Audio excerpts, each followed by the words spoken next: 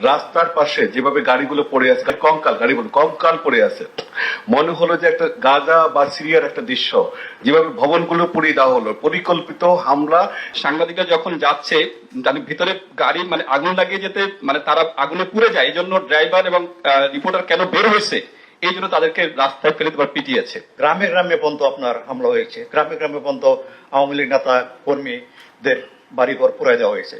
ক্ষতি অনেক ভয়াবহ ক্ষতি হয়েছে। কেবল দেশি চক্রান্তকারীরা নয়, এর পেছনে ট্রেন্ড বিদেশি চক্রান্তকারীরা যুক্ত ছিল এবং তার সঙ্গে অ্যালাইনমেন্ট করে আপনার যারা বিদেশি যারা ষড়যন্ত্রকারী বা দেশ বিরোধী আছে তারাও সেখানে ছিল। মানুষের জীবনে এখন যে একটা অস্বস্তি ছিল, আজকে যখন আপনি অফিস খুলে দিয়েছেন, আমি পথে ছিলাম, আমি মানুষের মধ্যে উদ্বেগ ছিল কিন্তু মানুষের মধ্যে উল্লাস ছিল। তারা অফিস করতে চাচ্ছে, তারা কাজ করতে চাচ্ছে এবং তারা আপনার অর্জনগুলোকে তারা টার্গেট করেছে। মেট্রো রেল, ব্রিজ, আপনার যে অর্জনগুলো, এক্সপ্রেসওয়ে, আপনি দেখেন তার পাশের বিল্ডিংটা ভাঙে নাই, এই বিল্ডিংটা ভেঙেছে। ফলে টার্গেট ছিল একেবারে সুপরিকল্পিত। তারা এই ছাত্রদের আন্দোলনকে পুঁজি করে এটা করেছে। রাষ্ট্রের 3টি স্তম্ভকে অকেজো করে 4র্থ স্তম্ভ গণমাধ্যমকে অকেজো করতে হবে। তার মানে হচ্ছে পুরো বিষয়টা যদি নাটশেলে বলি, তাদের পুরো টার্গেট ছিল রাষ্ট্রকে অকেজো প্রমাণ করা। কোটা আন্দোলনকে ঢাল হিসেবে ব্যবহার করে 71, 75 এবং 111-এর সকল কুচক্রীরা এক হয়ে যখন বাংলাদেশকে ধ্বংসের এক মহাযজ্ঞে নেমেছিল, এটা মূলত জামাত, শিবির ও অন্যান্য ইসলামী জঙ্গি, বিএনপি এবং আমাদের 1/11-এর কুশীলবদের যে ষড়যন্ত্র, সেটা কিন্তু এখন ফুটেজ দেখলেই স্পষ্ট। ভবিষ্যতে এই ধরনের ঘটনা আরো ঘটবে।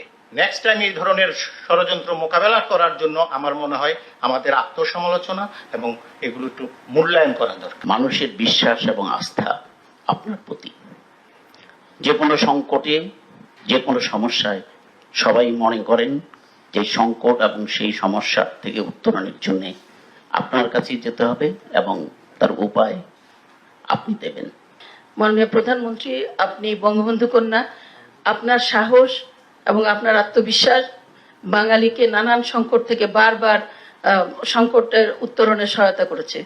আমরা যারা মুক্তিযুদ্ধের পক্ষে আছি, আমরা মুক্তিযুদ্ধ যারা করেছি, যারা এদেশে বঙ্গবন্ধুর স্বপ্নকে লালন করি, আমাদের এখন দায়িত্ব হচ্ছে এই পুরো পরিস্থিতিটাকে মূল্যায়ন করে আমরা যেন একসঙ্গে একত্রিতভাবে একটা ঐক্যবদ্ধ ভূমিকা পালন করতে পারি। যে লোক চলে আসা, এরা ঢাকা ঠিক বাইরের পেরিফেরিতে থেকে ওই এক এক জায়গা থেকে যারা যে দিক থেকে আসছে এবং সমস্ত বাংলাদেশ থেকে এই শিবির, জামাত এরা কিন্তু ঢুকে আসছে, সাথে সাথে ছাত্র দলেরও ক্যাডাররা কিন্তু সক্রিয় ছিল।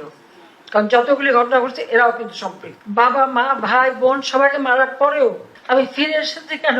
ওই গরিব দুঃখী মানুষের জন্য, সাধারণ মানুষের জন্য।